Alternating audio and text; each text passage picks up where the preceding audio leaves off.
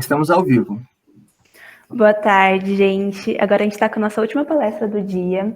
É com a professora Eugênia Constanza Strauss.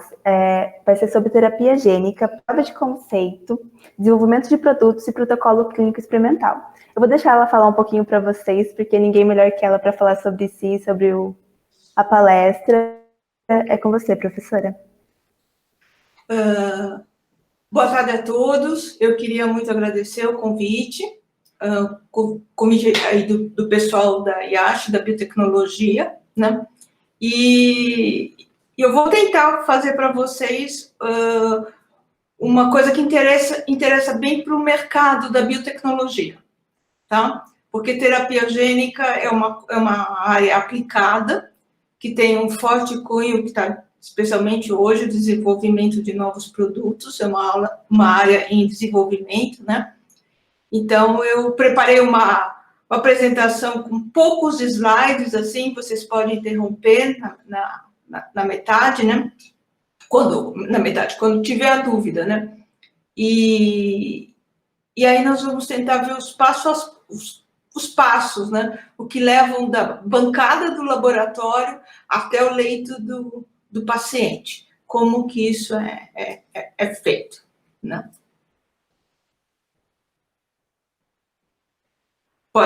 Pode seguir?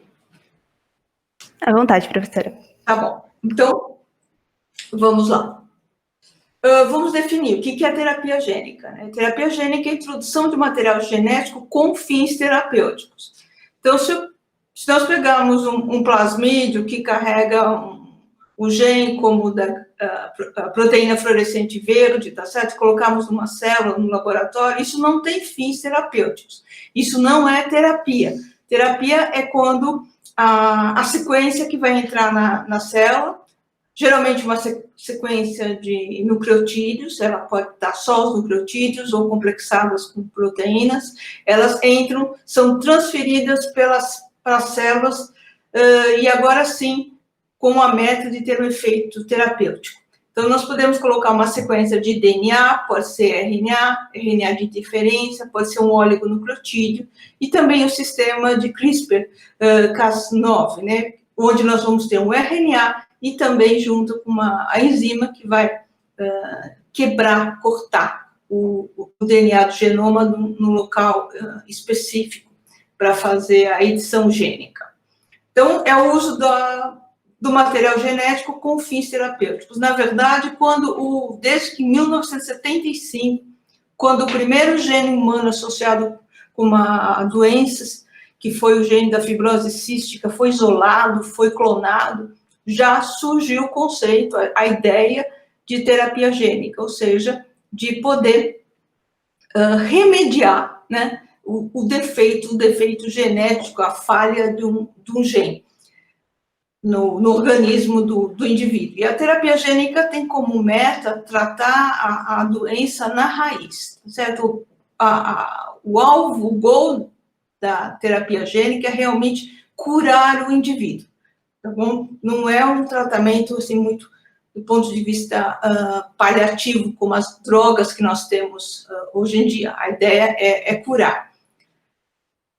Então, outra coisa importante são as técnicas utilizadas na terapia gênica. Eu separei as duas que são mais utilizadas. Uma é a adição de um gene. É a adição de um gene, a adição de uma sequência. Com essa tecnologia, a tecnologia de transferência gênica, nós temos todos os produtos até agora licenciados e os protocolos clínicos. Então, nessa estratégia, se coloca uma versão selvagem, normal, do gene defeituoso. Pode-se também tentar silenciar o gene defeituoso. Então, é um processo de remediação. A cópia defeituosa, a cópia mutante, ainda continua no genoma das células do indivíduo. E a segunda técnica é a técnica de edição gênica. Aqui sim, na edição gênica, utilizando o sistema CRISPR, é possível recortar o local do genoma onde está o gene defeituoso e inserir a sequência terapêutica, tá certo? A sequência que vai resgatar a produção da proteína normal e, assim, a função necessária para a célula, necessária para o organismo. Edição gênica ainda não está sendo usada em protocolos clínicos experimentais, ela ainda está feita só na bancada do laboratório. E nós não temos nenhum produto licenciado. Edição gênica é só feita, até o momento, em modelos animais, mesmo assim, muitos poucos modelos de mamíferos, animais. A maioria ainda é feito em organismos de procariotos.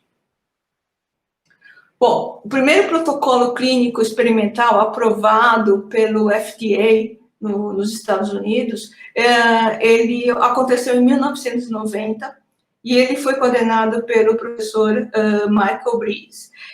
O que eles tiveram? Eles trataram, na realidade, duas crianças, um menino e uma menina, que tinham a deficiência de uma enzima, adenosina deaminase. Então, a deficiência da adenosina deaminase faz com que essas crianças tenham um sistema imune muito prejudicado, é um tipo das doenças que as crianças têm que viver numa bolha, porque senão elas vão pegar infecções virais, são muito sensíveis. Então, o restabelecimento da expressão da adenosina deaminase, isso leva a uma resistência maior do sistema imune. Então, o que foi feito na época foi construir um vetor viral, um retrovírus recombinante, é um vírus de RNA, e nesse vetor foi colocada a sequência do gene da ADA. E as células do paciente, as células T, linfócitos T da Chante da Silva, essa primeira paciente, foram removidas. Essas células foram levadas para o laboratório e no laboratório as células foram transduzidas com o retrovírus terapêutico, com o retrovírus que carrega o gene da ADA. E esse regime de tratamento foi feito várias vezes, não se observou nenhum efeito colateral, né? E após 12 anos saiu uma publicação na revista Blood, um acompanhamento dessas duas crianças, que demonstrando o sucesso da estratégia. Na verdade, a Chante foi curada, ela tem uma vida normal, pôde ser vacinada, mas o menino que também se submeteu ao tratamento, ele desenvolveu anticorpos, resistência contra o vírus. Na verdade, hoje nós sabemos que não foi contra o retrovírus em si, é que naquela época o retrovírus para tratamento, eles eram produzidos com soro bovino, e o menino, ele desenvolveu anticorpo, na verdade, contra as proteínas bovinas que estavam no soro, que é utilizado na cultura de células para produzir o retrovírus. Então, hoje em dia, nós já utilizamos meio de cultura soro-free, sem nenhum resto de proteína animal, então isso é muito importante para a biotecnologia, o desenvolvimento dessas estratégias. E tudo que vai ser administrado, especialmente em humanos, né, para evitar a resposta imunológica, deve ser desprovido de qualquer material de origem animal e muitas vezes até de origem vegetal. O que é um produto? Um produto de terapia gênica, ou seja, um medicamento em si.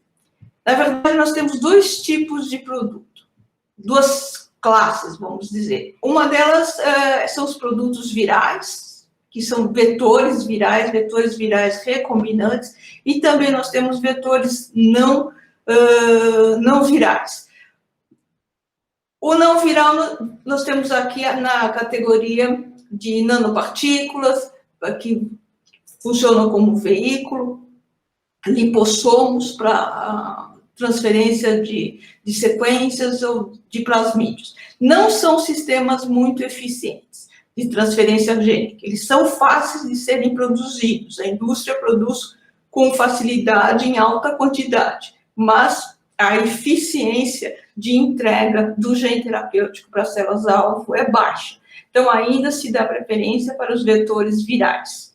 Então, nós já vamos ver os tipos de vetores virais que são utilizados. Então, o vetor viral, esse sim é um produto de terapia gênica. Então, aqui vocês estão vendo uma embalagem dos produtos de terapia gênica, tá certo?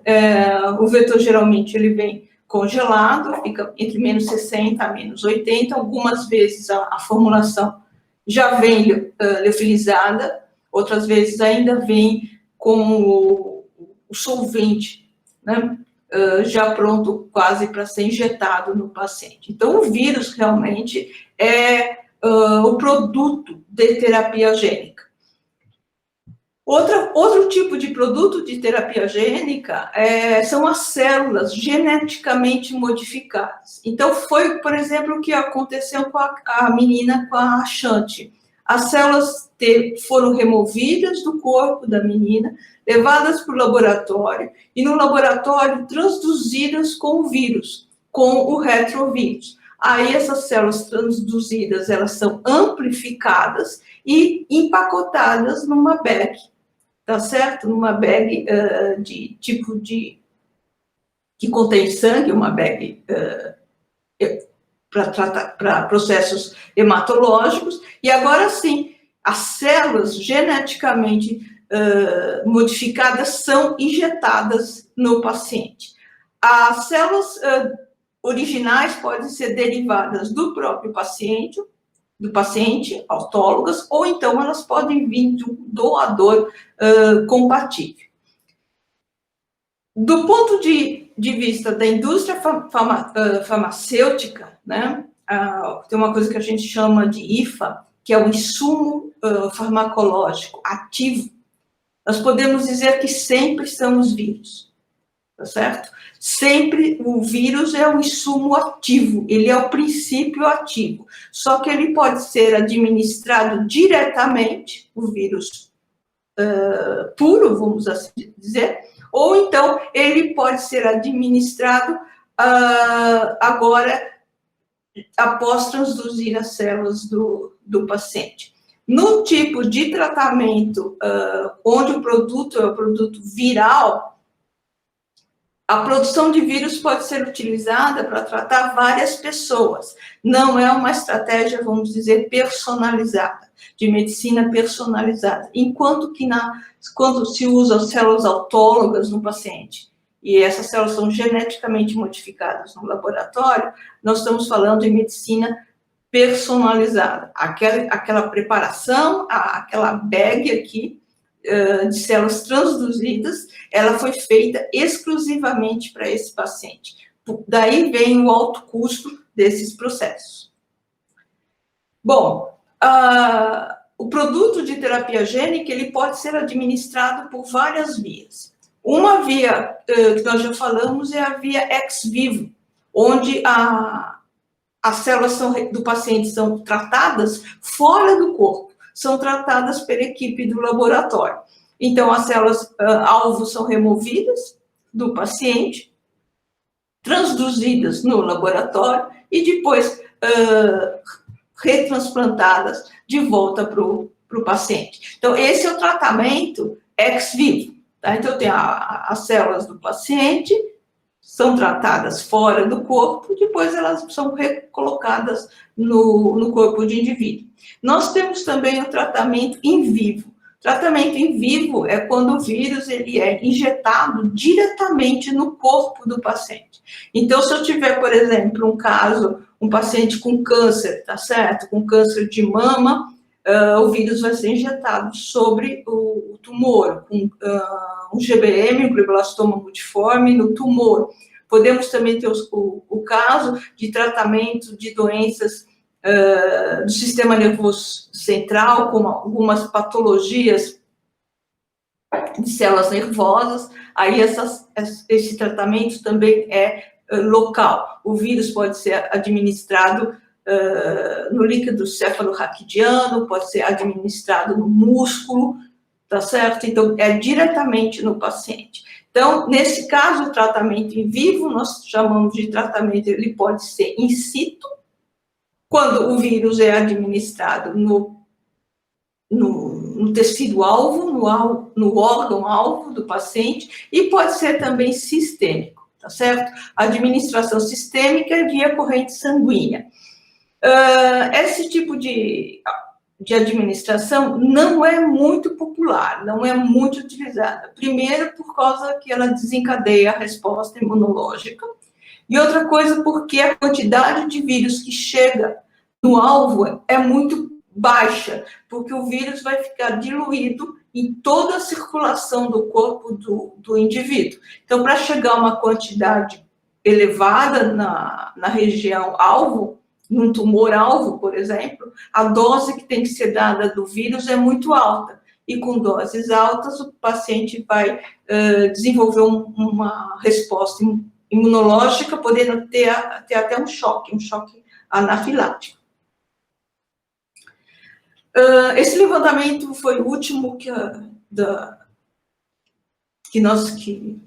esses levantamentos são publicados pelo Journal of Gene Medicine, é o de 2009, onde ele mostra a distribuição de doenças, a porcentagem de doenças tratadas com a estratégia de terapia gênica. Então, vocês estão vendo que 66,6% dos protocolos clínicos experimentais de terapia gênica são para o tratamento do câncer. Nós temos 2.016 protocolos já realizados. É curioso porque terapia gênica, ela surgiu para tratar doenças monogênicas, tá certo? Doenças genéticas que tivesse apenas um gene defeituoso, talassemia, por exemplo, fibrose cística, mas esses pacientes ainda são ditos na população como raros, né? E isso não vai... O desenvolvimento desses produtos acaba sendo muito caro, de difícil retorno, enquanto que o tratamento de doenças como câncer tem uma população maior de candidatos para o tratamento. Então, o câncer acabou ganhando, também pela alta frequência que tem na população, a atenção da maioria dos laboratórios que trabalham com estratégias de terapia gênica. Também se pode tratar doenças infecciosas, doenças cardiovasculares, neurológicas, oculares, doenças inflamatórias e assim por diante. Praticamente qualquer tipo de doença pode ser tratada com terapia gênica. Hoje em dia nós temos empresas que até fornecem tratamento anti-ruga utilizando terapia gênica, um vetor que carrega colágeno, que carrega outras genes para elastina, e assim vão reduzir o envelhecimento da pele. Tem empresas que prometem até o crescimento de cabelos, utilizando terapia gênica. Não estou falando que esses produtos estão licenciados, mas existem ao redor do mundo biotechs, startups, que têm no seu pipeline, que têm no seu portfólio, tá certo? A produção de estratégia de terapia gênica para uma infinidade de coisas. Quanto aos protocolos clínicos, eu acho que vocês já ouviram falar que os protocolos clínicos, especialmente agora com a Covid, está muito em voga falar de protocolos clínicos, ele passa por várias fases. Então, nós temos fase 1, fase 2, fase 3, fase 4. Os protocolos de fase 1 são aqueles que visam apenas ver se o tratamento é seguro. Ele não tem como meta ver eficácia. E, geralmente, eles atingem um pequeno grupo de pacientes, 20 a 50 pacientes no máximo. Quando se vai para o protocolo de fase 2, tá certo? Chegando para a fase 3, o número de pacientes ele aumenta e também já se começa a se preocupar sobre a eficácia do tratamento, né? Essa fase 2, 3 são feitas ainda em poucos centros, tá certo? A fase 4, que ela é caracterizada por um ensaio multicêntrico, onde vários hospitais, tá certo, ao redor do mundo, vão oferecer o tratamento com uma amostra grande de pacientes. Então, vocês estão vendo que os ensaios de terapia gênica, apenas 0,2% atingiram a fase 4. E nós temos também 0,4% dos ensaios que são feitos com apenas um paciente. Então, existem países, não é o caso dos Estados Unidos, não é o caso, o Brasil está começando a pensar, talvez, nisso, é que existe um tratamento que ainda não foi licenciado, que ainda não está aprovado, está em fase experimental, e é oferecido para o paciente, e o paciente concorda em participar. Então, na Europa, existem alguns países que fazem de rotina ensaios de terapia gênica com apenas um paciente. Quanto aos vetores, o que são os vetores? Os vetores, eu vou falar mais para vocês de vetores virais, tá certo? Porque são os mais eficientes, é o que a maioria das pessoas utiliza. A escolha do vetor que vai ser utilizado depende da doença e depende da via de administração do produto de terapia gênica. Então, a maioria dos protocolos de terapia utilizam adenovírus. Adenovírus é um vírus de DNA que ele não integra no genoma, fica na forma epissomal. Logo em seguida, nós temos os retrovírus. Retrovírus já são vetores de RNA. Estes sim, integram no genoma da célula tratada. Isso significa que o gene terapêutico vai ser transmitido para as células filhas. Então, quando a célula dividir, ela vai transmitir o gene terapêutico para as células filhas. Esse não é o caso do adenovírus, mas é do retrovírus. Por causa dessa característica, a terapia gênica ela só pode ser feita em células somáticas, tá certo? Ela não é feita em células germinais. Porque aí sim, nós estaríamos mudando, né, o genoma daquele embrião. Então, mesmo um paciente que tem uma doença hereditária, ele é tratado com terapia gênica, se cura, o filho dele vai ser um paciente de novo, vai ser um novo paciente, tá certo? Não é permitido eticamente, os comitês de ética não permitem a terapia gênica a nível germinal.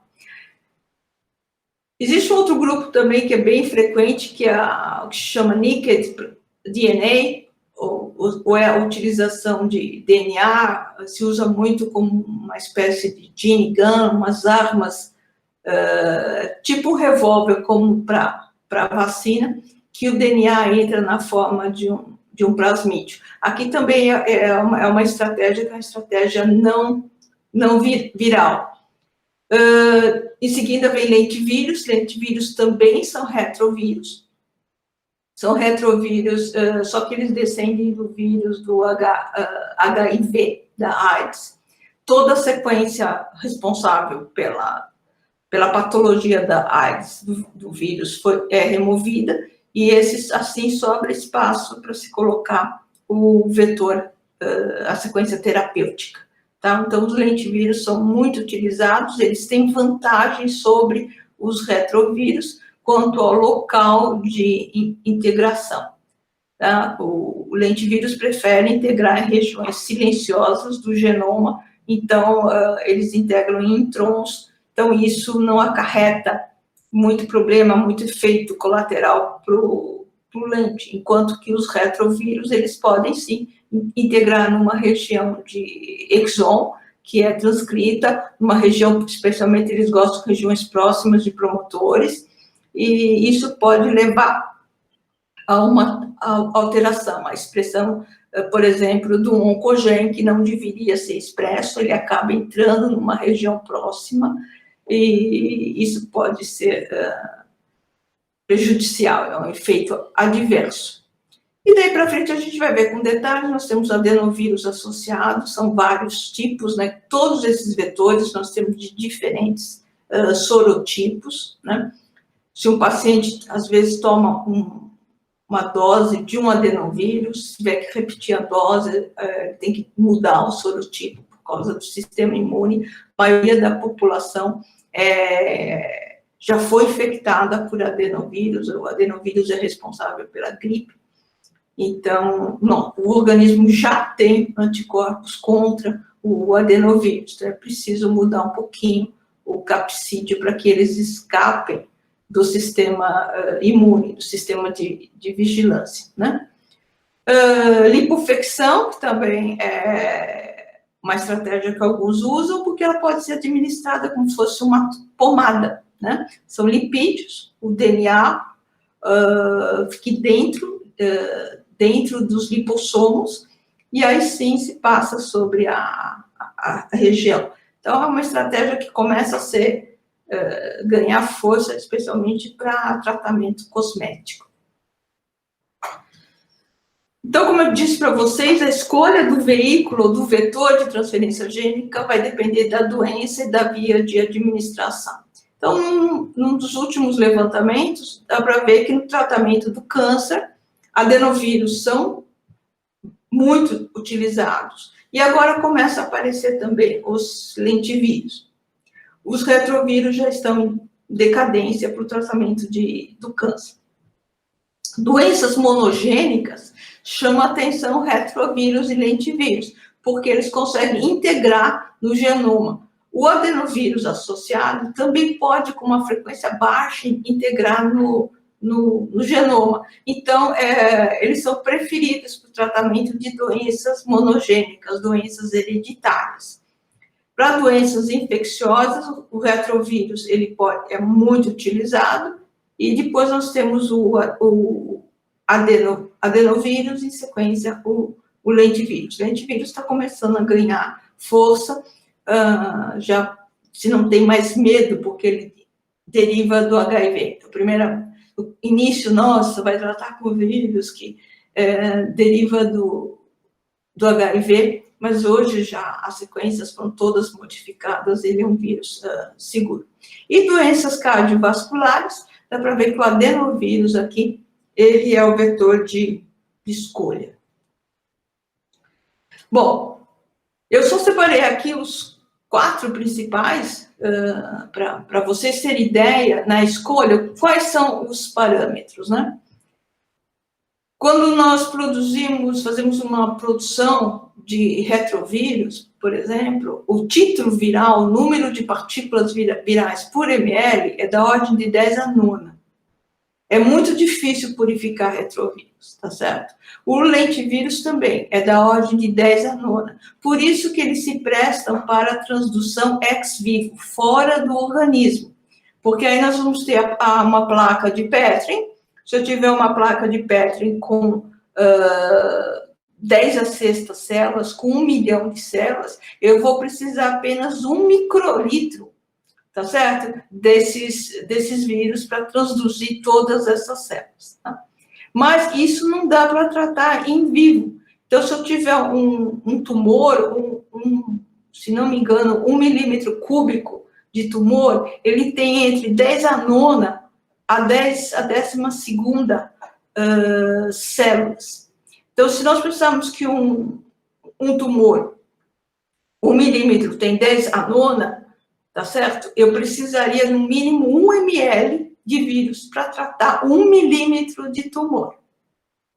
Né? Se o tumor tiver 10 milímetros cúbicos, eu vou precisar de 10 ml. Então, chega um momento que nós temos um problema de volume.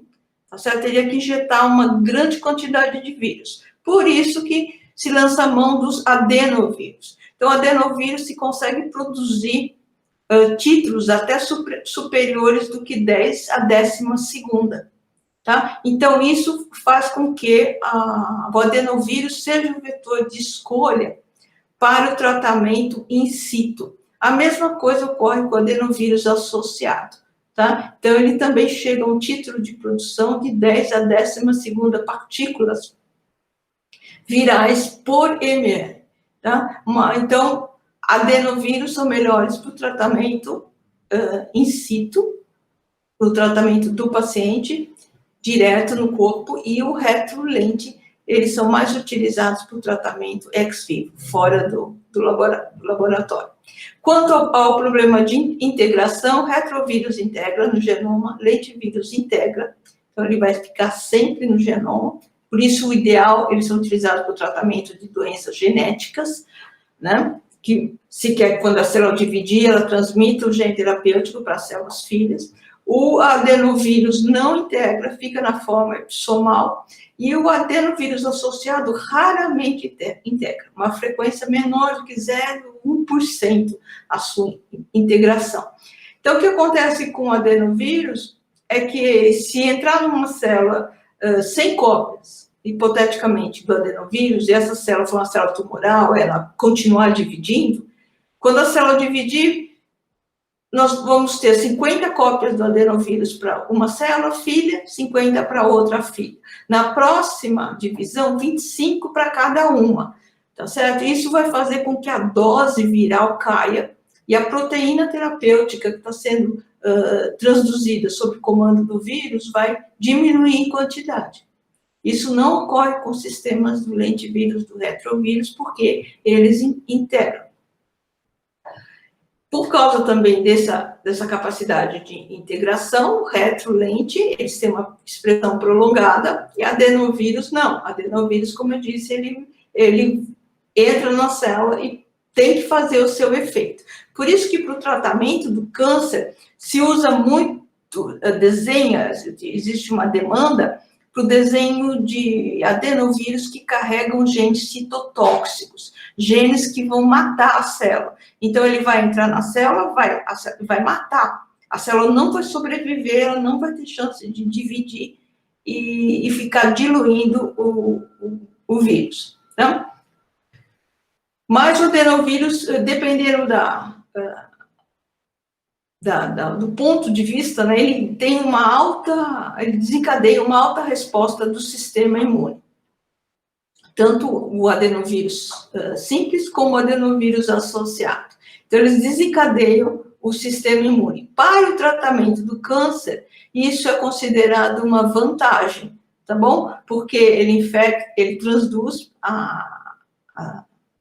as células tumorais, ele vai matar as células tumorais, vamos supor que tem uma ação citotóxica, e o que vai acontecer?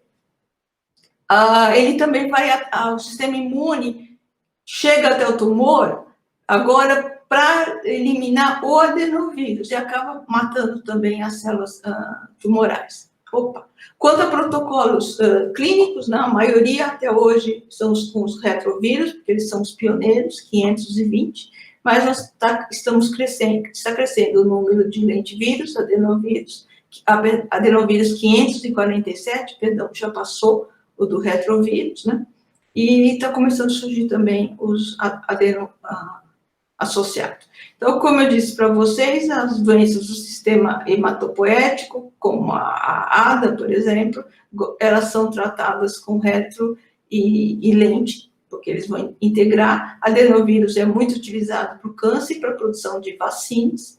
E o vírus, o adeno-associado, ele está sendo utilizado para o tratamento de hemofilia, fibrose cística, e especialmente para doenças do sistema nervoso central, porque eles têm um tropismo por células do sistema nervoso. Bom, não quero falar para vocês que terapia gênica é coisa de ficção científica, né? Então, quando eu montei o laboratório, assim, falaram para mim, não coloca o nome laboratório de terapia gênica, porque ninguém vai acreditar nisso, isso não existe. Aqui eu vou mostrar para vocês que sim, terapia gênica existe, e ela já é real em muitos países, né? O Brasil está começando agora, vamos assim dizer, né? E eu vou dar para vocês um exemplo de cada vírus com produto que já é comercial, produto que está disponível.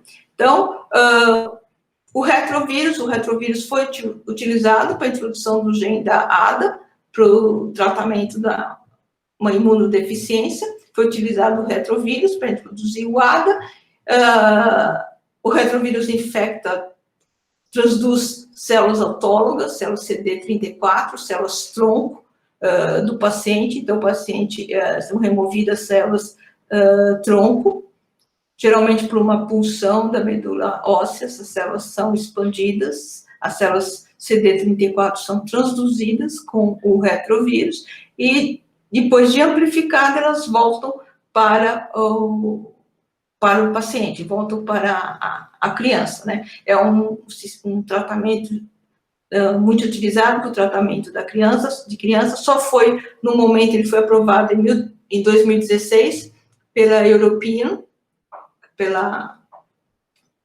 entidade que controla, o EMA, que controla a licença para medicamentos e alimentos na Europa, seria o equivalente à nossa Anvisa, e uma dose do Strimvelis custa $65 mil.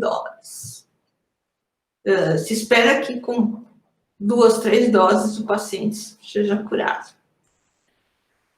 O retrovírus e lentivírus estão muito na moda hoje em dia, especialmente com o boom que ocorreu no final de 2013.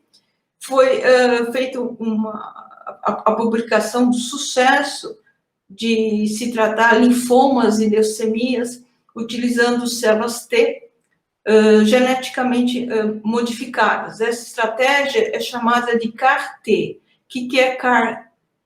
É Chimeric Antigen Receptor de células T. Então, na verdade, o que se faz? Se isola qual é o antígeno presente na célula do tumor. Esse antígeno, ele é acoplado por um receptor quimérico produzido no laboratório, e agora sim a célula T carrega ganha, né, a capacidade de reconhecer o antígeno tumoral, né? Então, um deles é conhecido como Yescarta. Aqui também o produto de terapia gênica são as células do paciente geneticamente modificadas, e foi aprovado pelo FDA nos Estados Unidos em 2017 e custa $373 mil. Eu estou dando para vocês a ordem de grandeza, ele ainda não foi aprovado no Brasil. É utilizado para o tratamento de linfoma de células B, especialmente de crianças e alguns casos de adultos. O outro é o Kymriah. Ele foi desenvolvido pela Novartis, em colaboração com a Universidade da Pensilvânia. Ele também usa a estratégia CAR-T cells, como a gente chama, só que em vez do retrovírus, usa o lentivírus. Ele foi desenhado para o tratamento de leucemia de células B e linfomas de células B.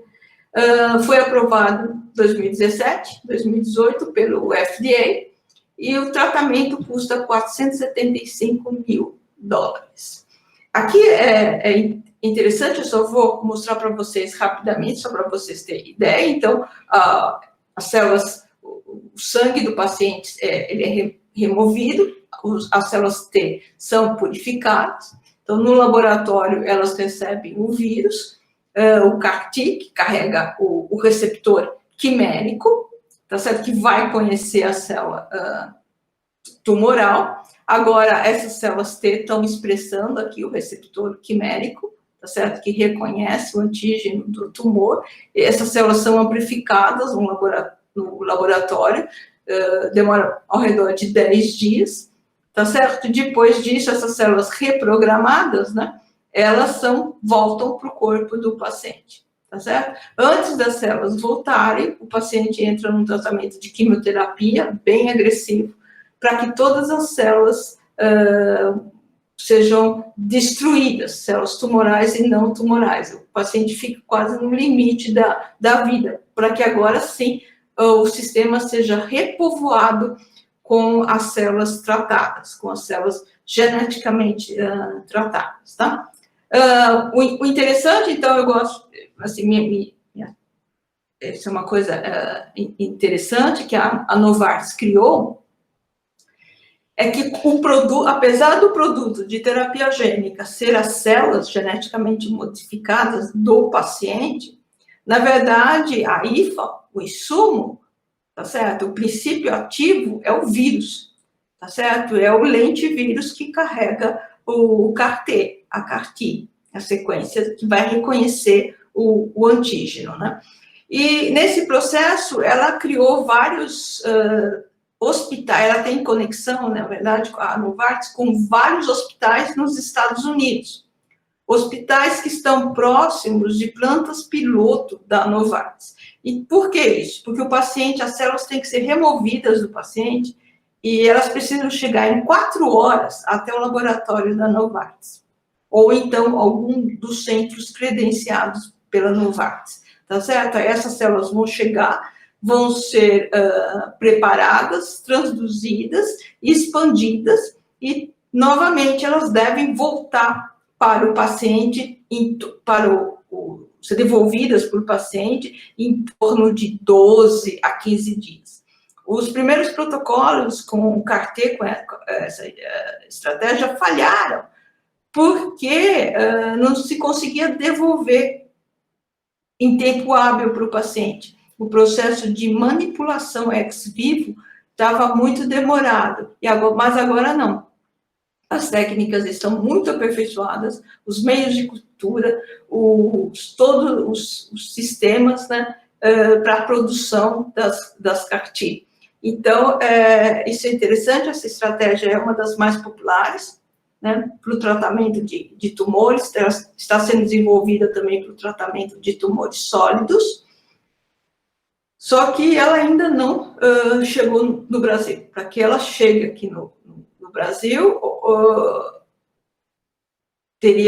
nós temos um centro para transduzir essas células onde os vetores estão guardados, porque isso é uma patente da Novartis. Outro jeito é o Brasil criar o genérico, o Brasil Made in Brasil de CAR-T, fazer alguma modificação e começar a produzir aqui no Brasil. Ou então o paciente brasileiro viajar até os Estados Unidos para receber o tratamento. O primeiro vetor de produto de terapia gênica, ele foi licenciado na China, e ele é um adenovírus, o nome dele é o Genzyme, e ele é utilizado até hoje para o tratamento de câncer de cabeça e pescoço.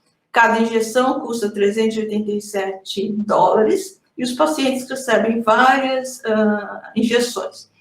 O FDA não reconheceu esse produto, ele só está disponível na Ásia, acho que na China e nas Filipinas, mas ele foi, sim, o primeiro produto a ser licenciado, embalado de terapia gênica. Então, ele carrega o gene supressor de tumor, o P53. Então, aqui vocês estão vendo. Segundo a literatura chinesa, né, trataram mais de 30 mil pacientes com o Genzyme.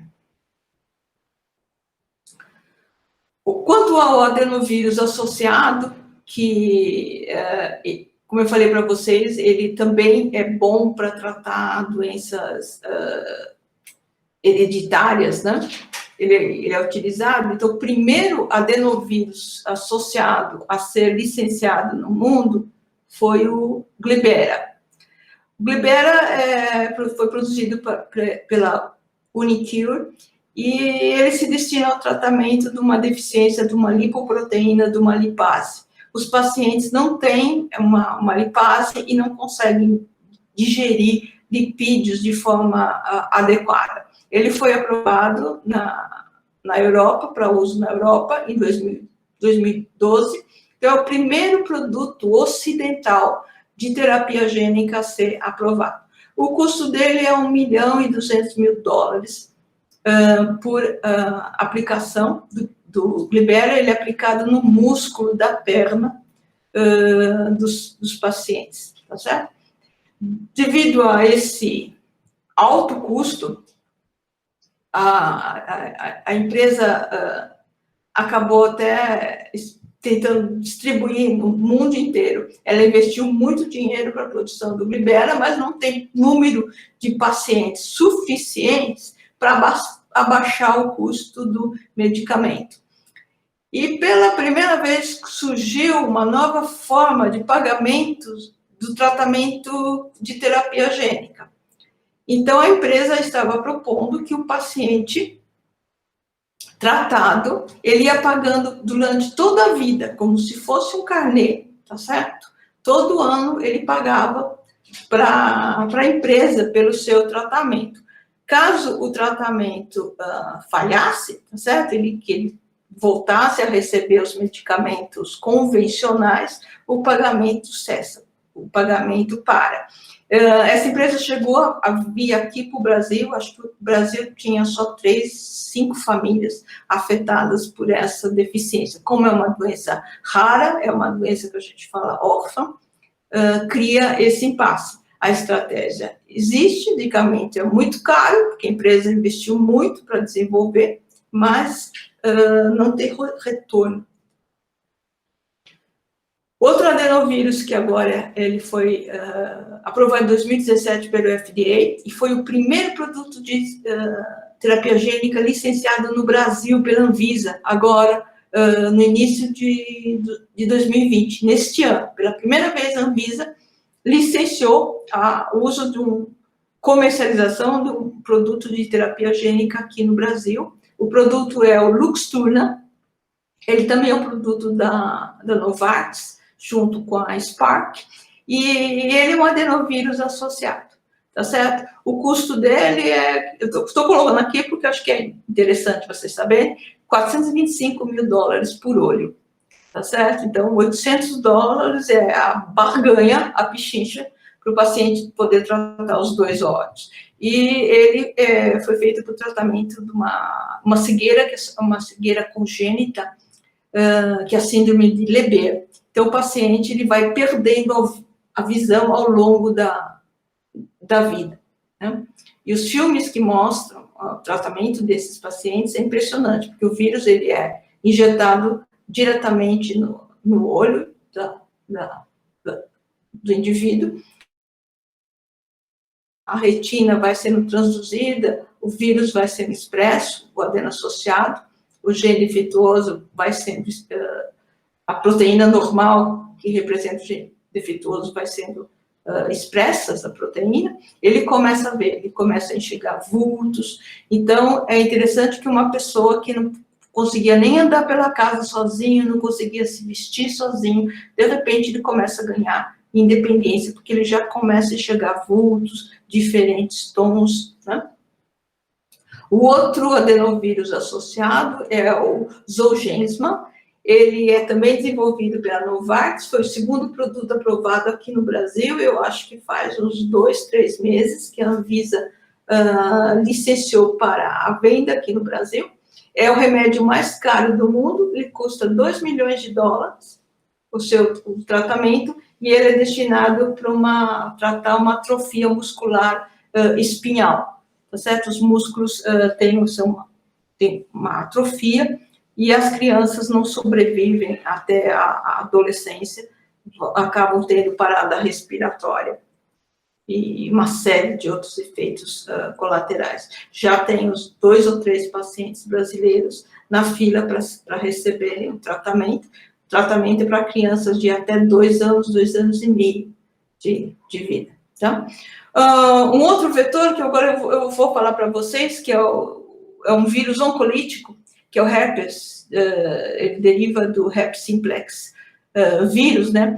Muita gente não acha que vírus oncolítico é um produto, faz terapia gênica, porque o que ele está fazendo é que o vírus faz de melhor, que é ser oncolítico. Todos esses vetores que eu falei para vocês são vetores que não replicam, eles são deficientes de replicar. Por isso que quando eles são administrados, o termo que a gente usa é transdução, não é infecção. O termo infecção só pode ser utilizado quando o vírus replica. Então, por exemplo, o vírus selvagem do Covid, o selvagem do adenovírus, ele infecta as pessoas, ele infecta os tecidos e começa a replicar. No caso dos vírus que eu mostrei até agora, para vocês, eles não replicam, eles só replicam no laboratório, durante a etapa de produção. Mas também se começou a produzir vírus com caráter oncolítico. Então, eu posso ter um herpes oncolítico, posso ter um adenovírus oncolítico, né? Só que, nesse caso, a replicação precisa ser controlada. o vírus só pode replicar nas células-alvo. Então, as células devem ter alguma característica, o vírus reconhece a presença de algum fator de transcrição, a falta de um gene supressor de tumor. Isso faz com que o vírus só replique nas células tumorais. Eles são muito utilizados para o tratamento de tumor. O primeiro a ser aprovado foi o Miligip. Ele foi aprovado nos Estados Unidos em 2016. Esse é o primeiro produto de terapia gênica aprovado nos Estados Unidos. E ele é utilizado para o tratamento do melanoma. Então, aqui vocês podem ver nessa figura o paciente com melanoma, tá certo? E o vírus é aplicado no local, e aqui depois, uns dias, depois de 13 ciclos de tratamento, o desaparecimento de grande parte do melanoma. Esse tipo de tratamento também é interessante com o oncolítico, porque ele entra na célula tumoral, ele começa a replicar e lisa as células, por isso que ele é lítico, né?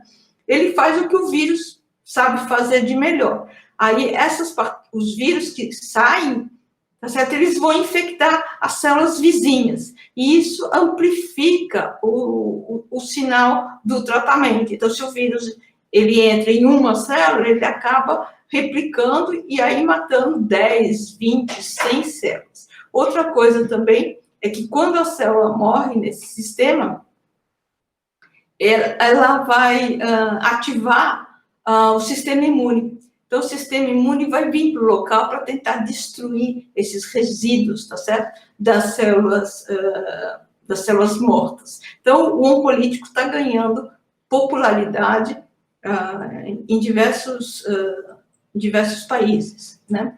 Com cada aplicação, o preço ao redor de $65 mil desse vetor.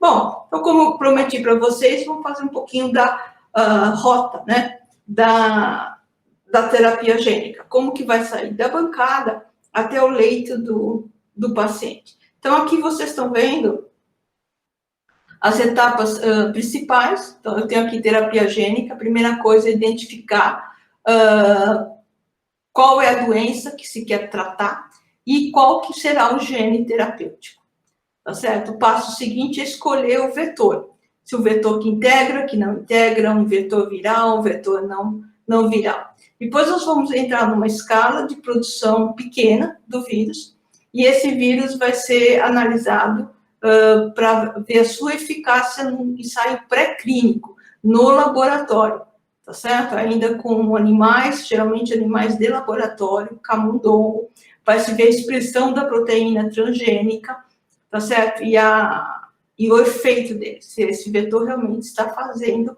o que supostamente era para fazer. Daí para frente, a coisa começa a complicar, porque o vetor tem que ser produzido em alta escala, e agora começar em GMP, a qualidade Good Manufacturing Practice, que já vai ser um produto com chances de ser injetado em seres humanos. Então, daqui para frente, tá certo? A academia sai fora. Daqui para frente, as coisas começam a acontecer já na indústria farmacêutica, tá certo? Que está desenvolvendo o produto. As universidades americanas e europeias que têm programas de terapia gênica, elas possuem facilities, unidades de produção GMP, que suportam pelo menos um protocolo clínico de fase 1.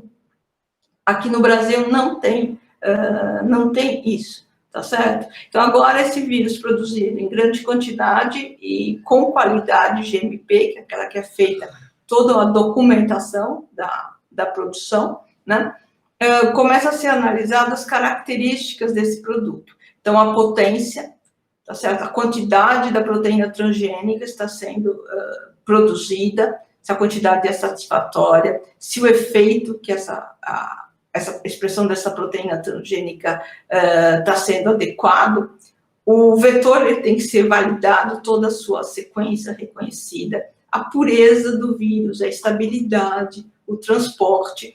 E daí ele vai começar a validar o tratamento in vitro, tanto em linhagens, mas também vai validar em animais não primatas, tá certo? e vai também validar em primatas não humanos, ou seja, os ensaios em macacos e chimpanzés. E começa ensaios também de biodistribuição, para ver se a injeção do vírus vai parar em que local do organismo, tá certo? Esses são ensaios muito, muito caros para a indústria, né? Então, a biodistribuição, geralmente, é muito, muito importante. Para vocês terem ideia, tivemos, há uns anos atrás, um protocolo clínico para o tratamento no paciente com câncer de próstata. Era um senhor com, acho que, quase 70 anos de idade, tomou o adenovírus e foi encontrado partículas de adenovírus no sêmen desse senhor.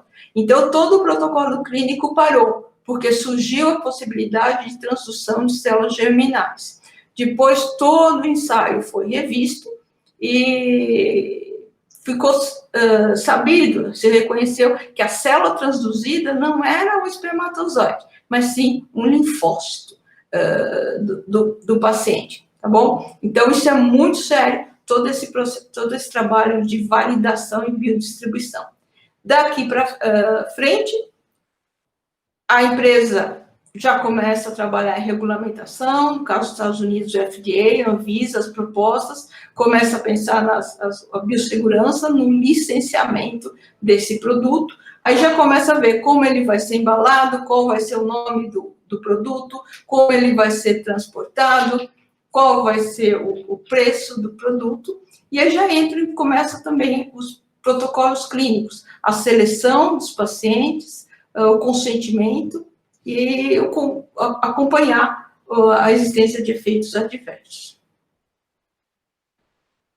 Bom, o que a gente faz aqui no laboratório, nós chegamos até uns ensaios pré-clínicos, tá certo? Os ensaios de prova de conceito. E essa é a fase que é mais exercida pela academia. A academia tem ideia, desenvolve, e quando o produto tem chances, né, de ir para o mercado, ele acaba saindo da academia. Desculpa estar em inglês isso aqui, porque eu quis deixar realmente como o original, né? Que o teste pré-clínico é apenas uma prova de conceito, tá certo? Então, eu vou dizer, se colocar P53 numa célula tumoral, essa célula para de dividir. Então, tem todo um racional, tem toda uma lógica, tá, por trás dessa proposta.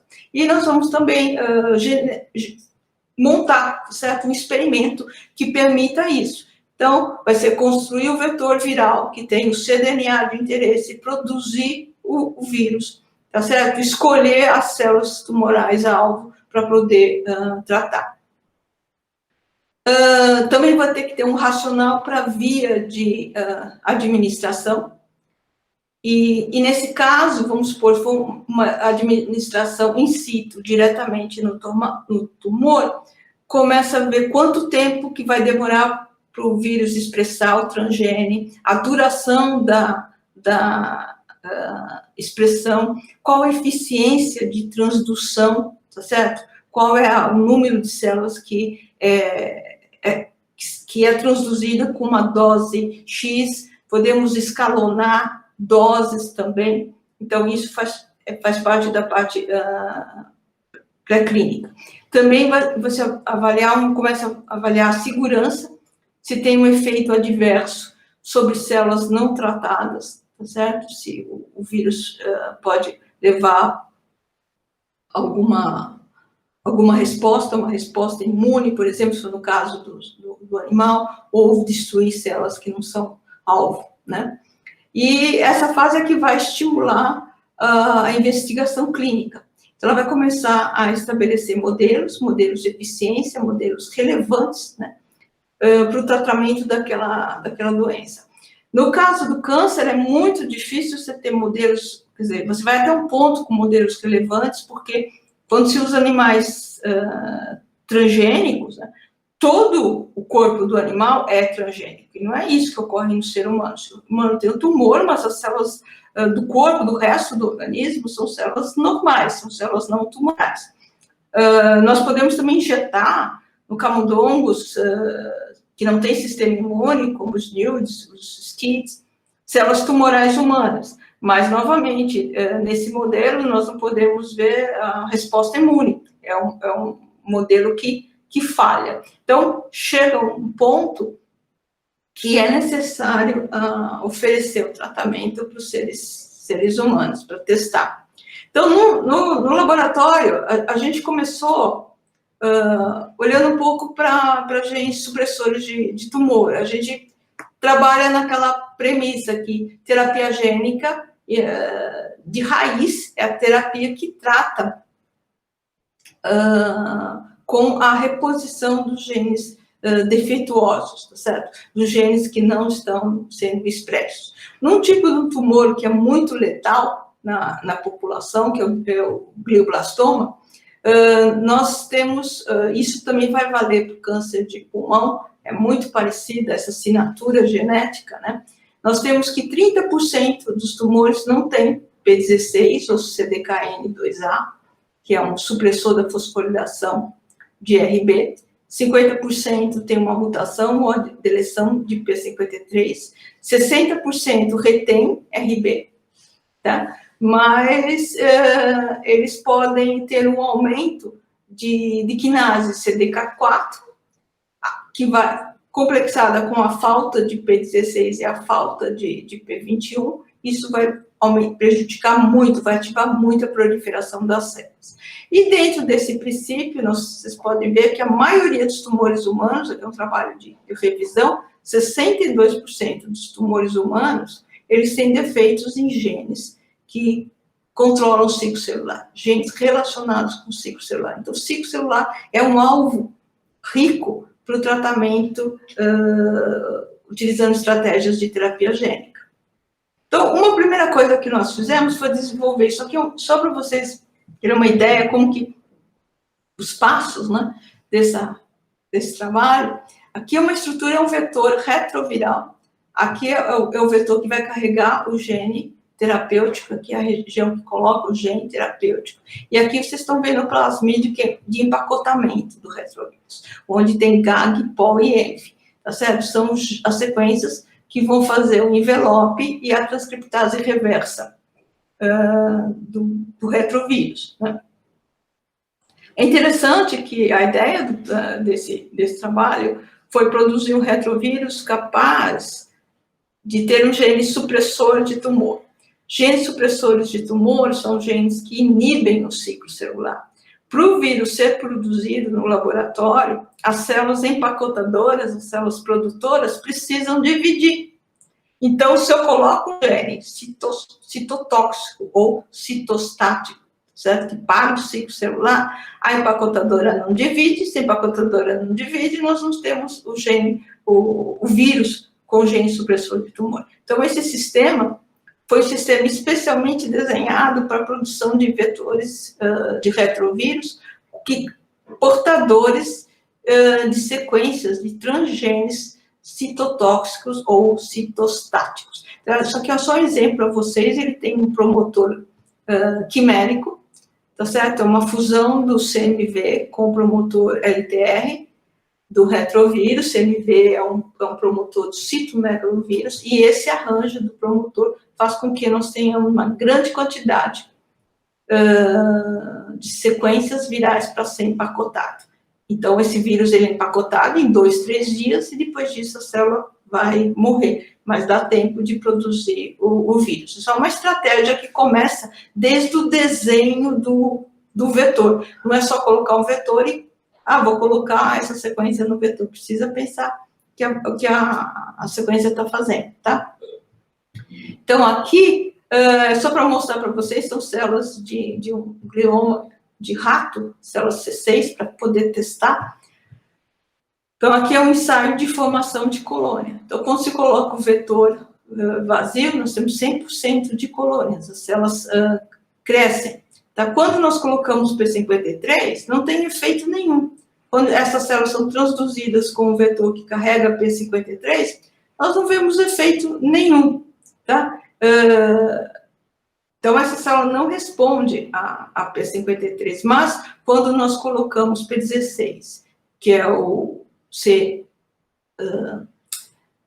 CDKN2A, nós temos uma supressão aqui, olha, de quase 90% do número de colônias. Então, poucas células sobrevivem. Então, está mostrando que essa linhagem, ela é muito sensível a P16. Então, se tiver que escolher um gene terapêutico para essa linhagem, um tumor com esse perfil, nós vamos escolher o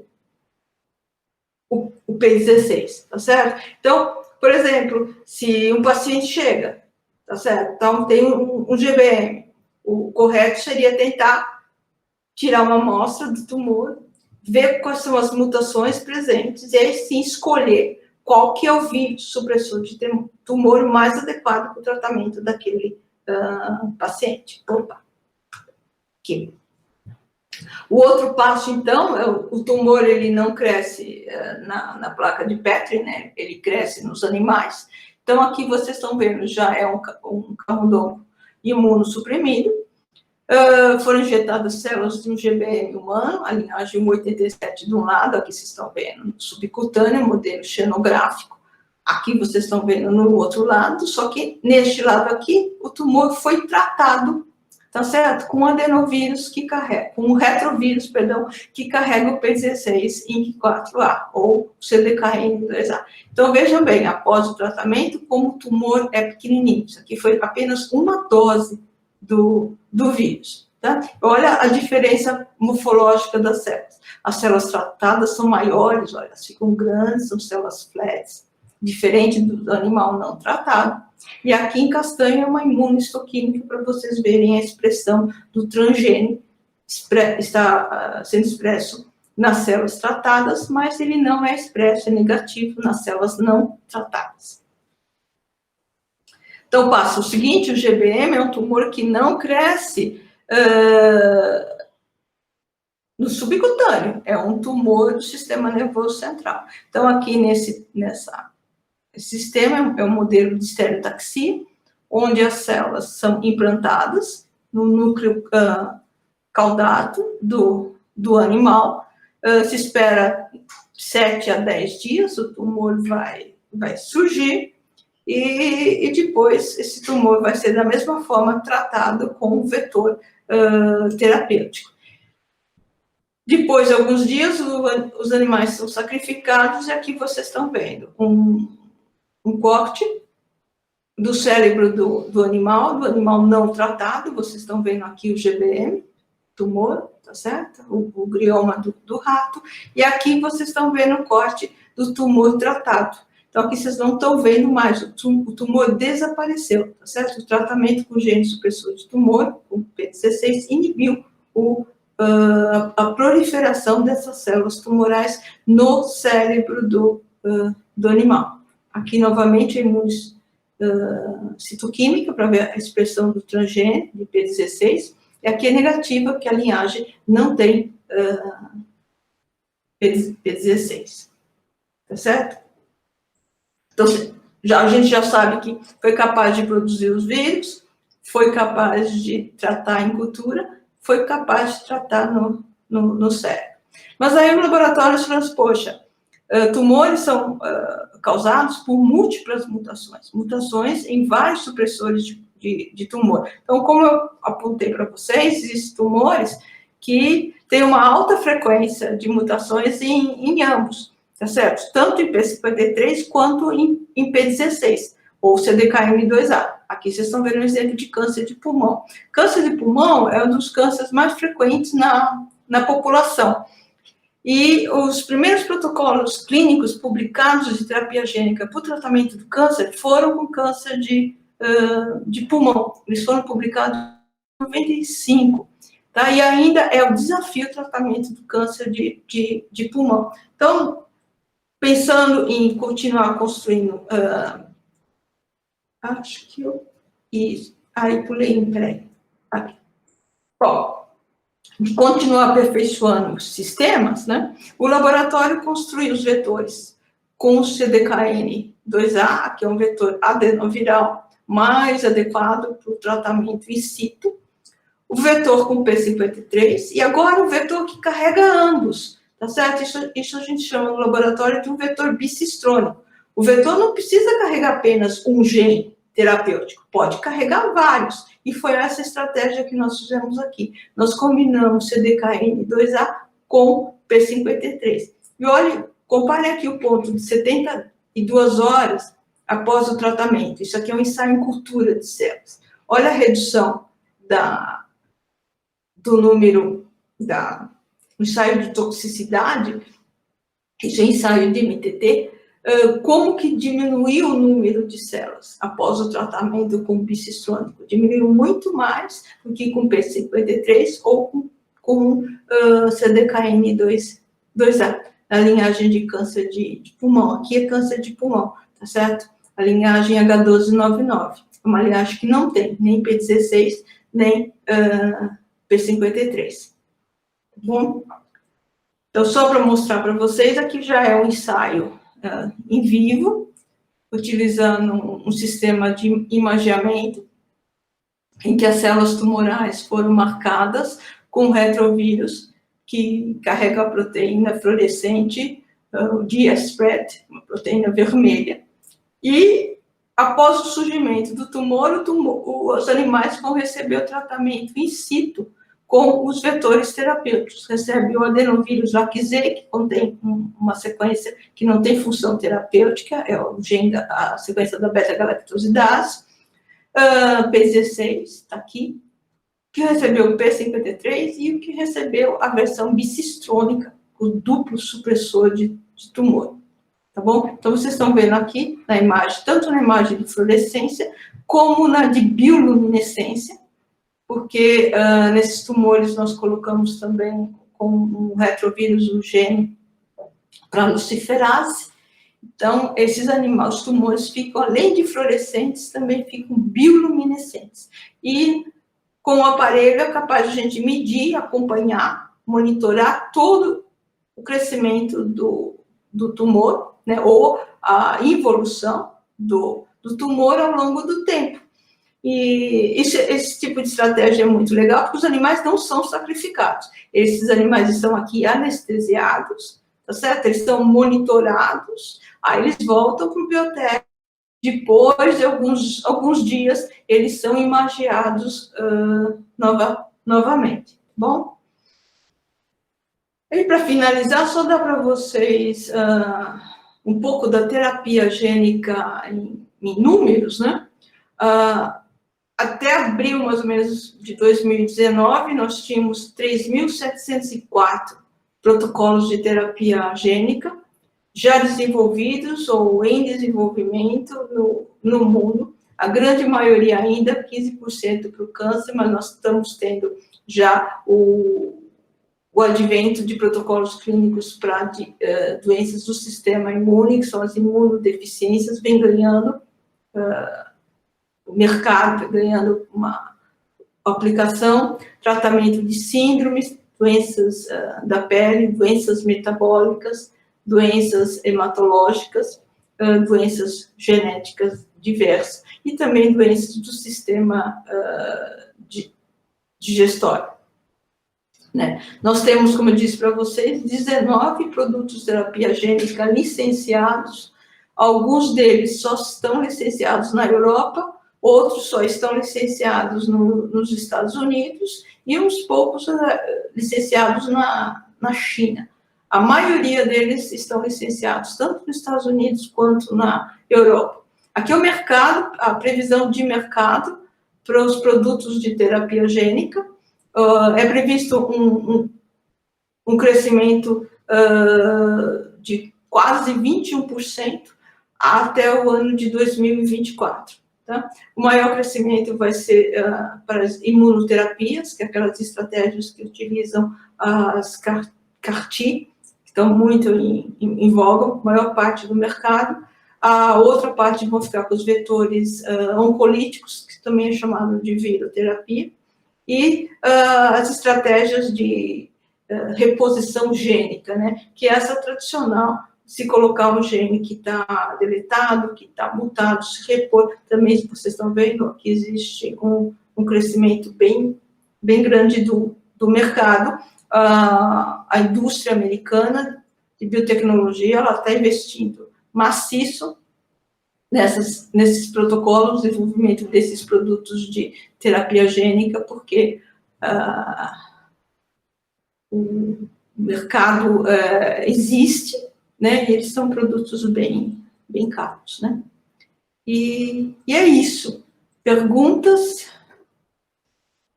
Muito obrigada pela palestra, professora. A galera estava agradecendo no chat. A gente tem umas perguntas, o Enzo vai passar agora para a senhora. Tá bom. Isso.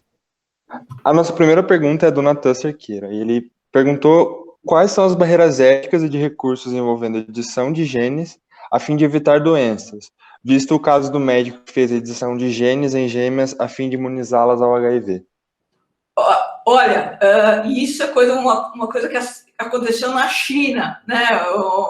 Uma pessoa que fez isso. Eu não sei nem se é real, se isso existiu mesmo, tá? Se isso ocorre no mundo ocidental, que nós conhecemos, né? Esse médico, com certeza, ele perde o direito de exercer medicina, todo mundo, quem financiou o projeto também vai ser processado, ele vai perder a verba para pesquisa, né? Então, isso é uma coisa muito séria. A aprovação de um medicamento desse e tal pode demorar 10 anos para ser aprovado. Então, é um investimento muito grande e não se faz esse tipo de coisa. Eu não sei nem se é verdade, se não é fake news. Eu prefiro pensar que é fake. E uma outra pergunta é da Vitória, e ela perguntou por que esses tratamentos possuem um valor tão elevado e qual a perspectiva para barateamento? É elevado porque os custos de desenvolvimento são muito caros. Então, a empresa precisa montar uma planta piloto para a produção de cada um desses produtos, tá certo? Então, tem todo... E o controle de qualidade também é muito minucioso. Então, só dar um exemplo, por exemplo, sai da academia, um vetor, vamos pôr, o meu vetor labicistrônico, tá? Eu quero começar a levar ele para trabalhar, fazer pacientes. Nem estou falando em comercializar, mas entrar nessa linha, né? Ele vai ter que ser todo produzido com qualidade GMP, que é para administração em seres humanos, ele vai ter que ser sequenciado de cabo a rabo. A bactéria que ele vai ser produzido também vai ter que ser GMP validada. Todos os insumos que entram na produção, ele segue muito dessas rotas de produtos biotecnológicos, né? Então, eles têm uma planta piloto especial, eles têm que ter insumos, eles usam insumos muito caros, né? O meio de cultura, como eu falei, já é soro free, que é bem mais caro do que você suplementar com o soro bovino, né? Mas tudo tem que ser descartável. Outra coisa é a mão de obra. Tá? Você não coloca qualquer pessoa para ficar o dia inteiro coletando células e transfectando células, entende? São stacks, são bandejas, chega a 36 camadas para você colocar as células, para dar produção, para produzir 500 ml, 2 litros de vírus, depois isso tudo vai ser purificado. Então, o processo é caro. O processo com animais, especialmente primatas não humanos, é muito caro. Eu trabalho com macacos e chimpanzés em alguns lugares. Outra coisa é que, se for um tratamento, como eu disse, se o produto terapia for autólogo da pessoa, as células do paciente foram geneticamente modificadas, tudo isso está sendo montado só para aquele paciente.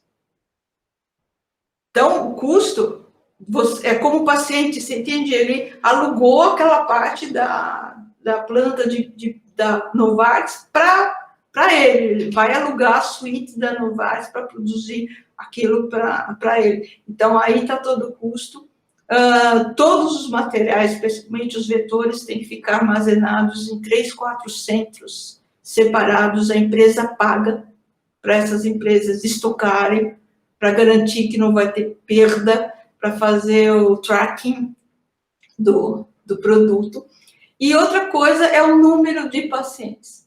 Então, é aquilo que aconteceu com o Glibera. Ele funciona, é bom, mas tem pouco paciente. Quando a gente fala tratamento de câncer, se tem esperança que o custo vai baratear, porque tem muito mais pacientes afetados, né? Hoje em dia já existe algumas 3, 4 famílias que já entram no SUS pedindo para, por exemplo, receber o Zolgensma, né? E aí o governo brasileiro está propondo tirar o ICMS, que eu não sei se daquele custo, se tirar o ICMS, vai fazer muita diferença para isso. Mas o paciente, mesmo se for um brasileiro viajar para o exterior, ele vai ter que pagar pelo tratamento, né? Então, se não for protocolo clínico experimental, agora, se for engajado ainda no protocolo que o produto não é licenciado, ele tem mais chances de receber o tratamento. Entendi. Muito obrigado, professor. Eu acho que por hoje temos essas perguntas e Tá bom. Obrigado pela palestra, foi incrível. Muito obrigada pela presença, professora, por ter aceitado o convite. É muito gratificante ter a senhora aqui com a gente, tá bom? Tá bom, obrigada. Eu que agradeço. Tá bom. Inclusive, eu vou dar um aviso agora para a galera que ainda está aqui. Amanhã a gente tem nosso 3º dia de eventos. Nós iniciamos com a Salve, que é de cosméticos, então não percam. Quer falar alguma coisa, Davi? E agradecer a todo mundo que ficou aqui até agora, esse fim de tardezinho. Eu sei que é difícil, está um pouquinho mais frio, mas muito obrigado. O evento de hoje teve alguns problemas no começo, algumas conexões de internet, mas o nosso público ainda foi muito bom. Muito obrigado pela participação de todo mundo. Muito obrigado, professora, por estar aqui com a gente. E não percam, amanhã a gente vai ter Salve, né, no primeiro horário, depois a gente vai ter também Eppendorf. Tem muita coisa ainda pela frente, então fiquem ligados. Até mais. Tá bom. Tchau, obrigada.